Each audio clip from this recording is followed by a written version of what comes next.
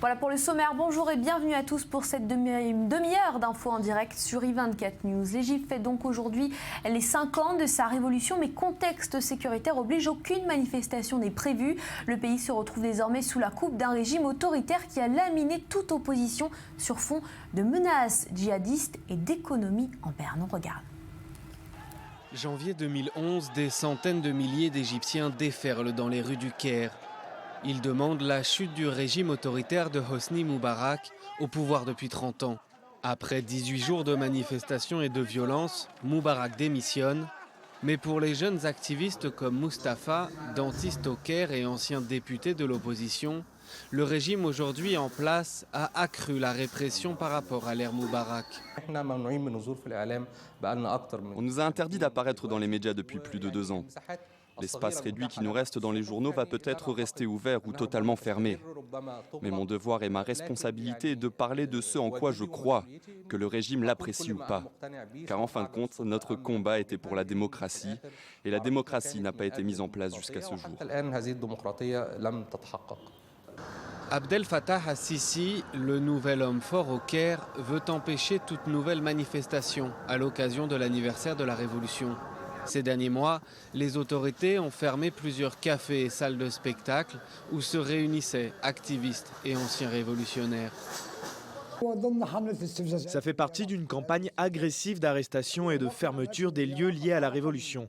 La culture de la Révolution était dans ces endroits, que ce soit les écrivains, les acteurs, les artistes qui ont participé à la Révolution depuis le début.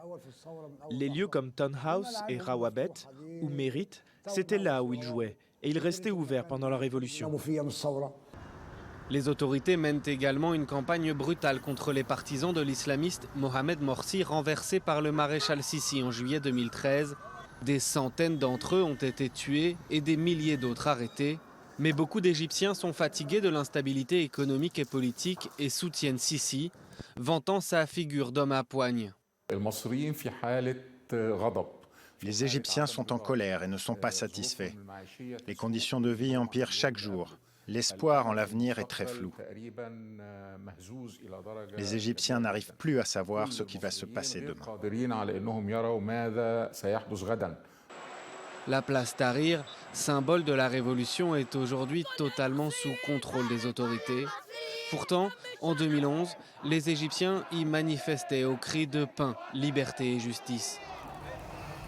Et pour aller plus loin, j'accueille sur ce plateau Myriam Danan. Bonjour Myriam. Alors 5 ans après, où en sont les revendications de ceux qui ont porté cette révolution? Alors ils voulaient du pain et plus de liberté. C'était le slogan sur cette place Tahrir le 25 janvier, il y a 5 ans.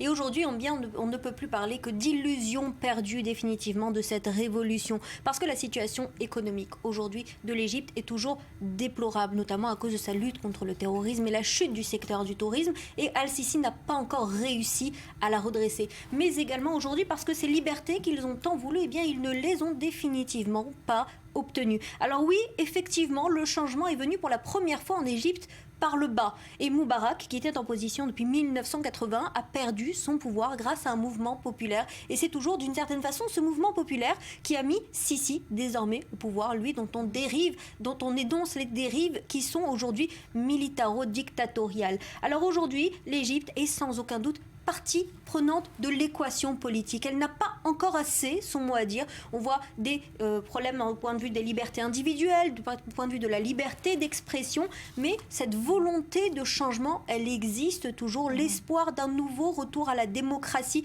définitive existe toujours, même si on n'y est pas encore. Et puis la très forte popularité de Sisi est également un très ferme soutien. Aujourd'hui, la révolution d'il y a 5 ans n'est qu'un souvenir, mais il reste un souvenir poignant dans la tête des Égyptiens qui peut-être un jour auront la force d'y revenir. Alors quel premier bilan peut-on tirer donc de ce gouvernement Al-Sisi, le chef de l'armée égyptienne ?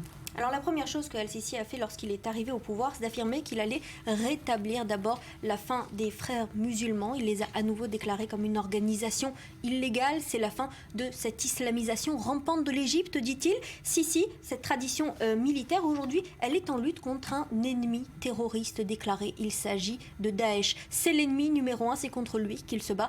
Et les résultats, eh bien, ils tardent à se faire ressentir. Alors il y a toujours le Sinaï qui est un véritable no man's land, mais également des attentats qui vont vont jusqu'au cœur de la capitale et de sa zone touristique. Et du coup, donc, une croissance économique à la peine. Sisi, il a encore des énormes chantiers devant lui. Et puis, il ne veut pas laisser une révolution se réveiller. Il a besoin, dit-il, de stabilité. Alors, le résultat, c'est quoi? C'est que 5 ans après la révolution, eh bien, on n'a aucune célébration, que les rues du Caire aujourd'hui ne sont pas quadrillées par les manifestants, mais par des hommes en uniforme pour des besoins de sécurité que certains, sans aucun doute, vont juger abusifs. La place Tahrir, surtout, est surveillée. Et ce n'est pas la résurgence des frères musulmans, mais bien celle des manifestants que Sisi craint également. La place Tahrir, centre névralgique de cette révolution égyptienne. Merci beaucoup, Myriam, pour ces précisions.